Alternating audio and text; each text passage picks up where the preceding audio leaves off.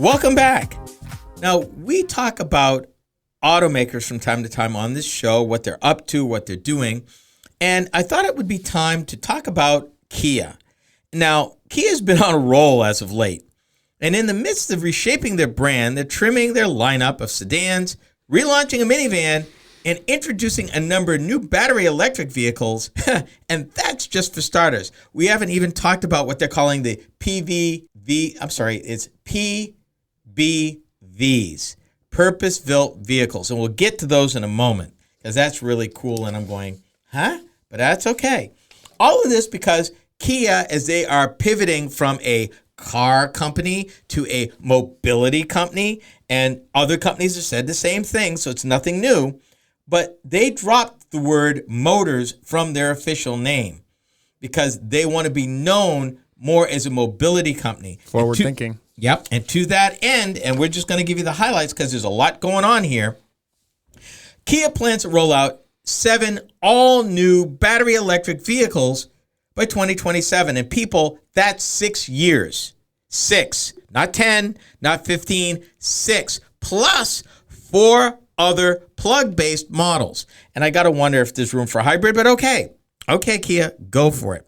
And then what I just mentioned earlier, these new line of products dubbed purpose-built vehicles with the letters I had trouble with. But every time I see it, I want to call it peanut butter and jelly, but it's a V as in Victor. Anyway, what they're looking at doing, first of all, they're spending $25 billion. Now, my young charge, Chase, wanted me to give some perspective on the money. Because what's the other numbers for Ford?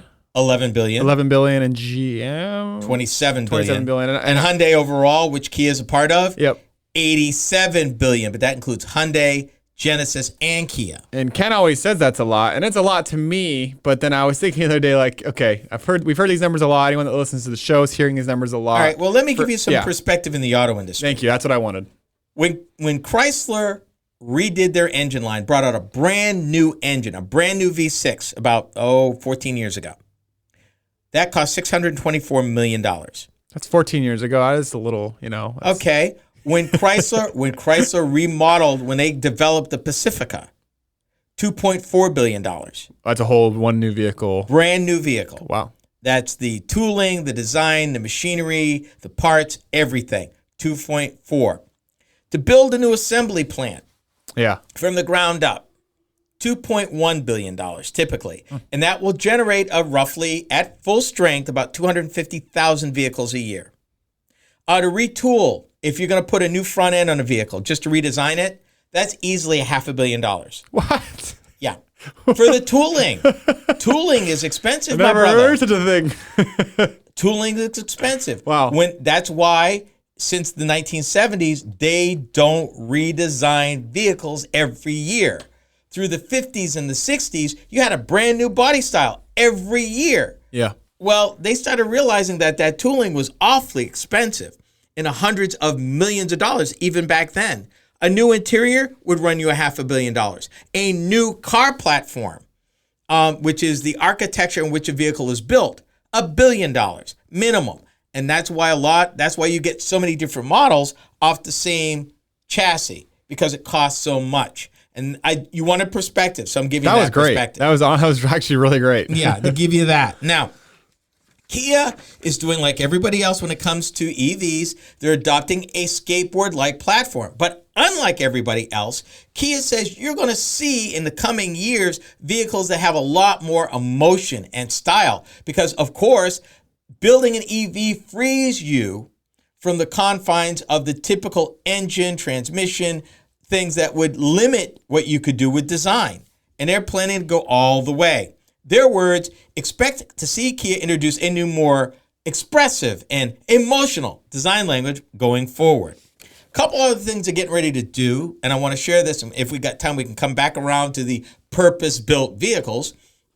They are changing the name and updating their minivan. Yes, Virginia, Kia still makes a minivan. The Sedona minivan will now be called the Carnival. And it's a little bit more than just a name change.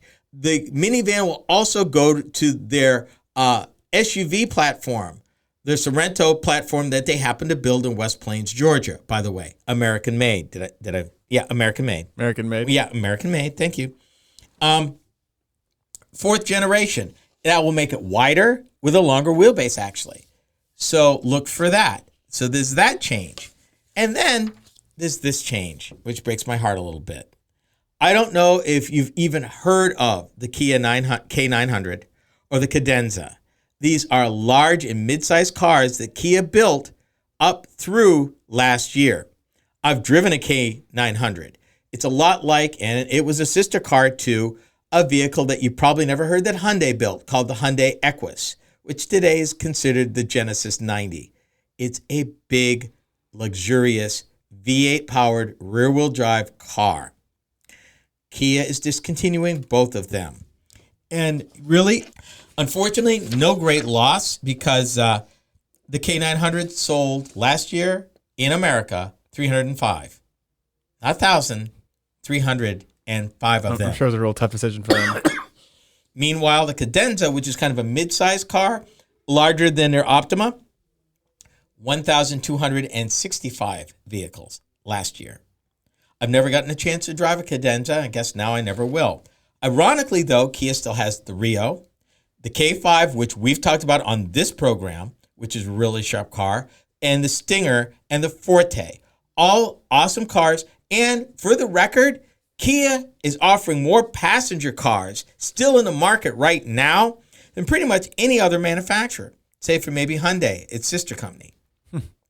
Just for record. So while they are phasing vehicles out, they're not phasing everything out. And I got to tell you, 50 cents worth, K5, if you haven't driven one, you're still looking for a sedan, drive it. You'll like it. It's really nice. I'm looking forward driving their GT Performance model. I want to drive that. And oh, by the way, K5 is made in the United States, just so you know. Like the we Sorento. like to know. We like to know. Yeah, just like the Sorento. In fact, the Kia plant there in Georgia was so modern, the History Channel actually did an episode on the plant a number of years ago when it first opened. Pretty neat place. Yeah, that is cool. Out in the countryside. And fun fact, maybe a useless fact, it's 85 miles from Hyundai's Montgomery, Alabama plant. All these are in the similar areas, it seems. And that is what it takes in the auto industry. That's how they get economies of scale. That is how their parts companies co-locate between the two plants so they can get economies of scale all the way around. I figured it was to like escape unions or something.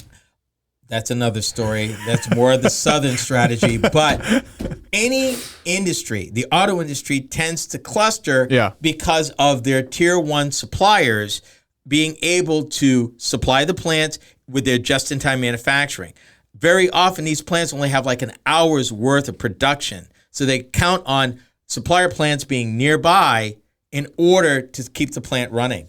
That makes sense. Yep. It's interesting. Yep. Just-in-time manufacturing keeps costs down, and the plant eliminates work-in-time inventory. This is Roadworthy Drive.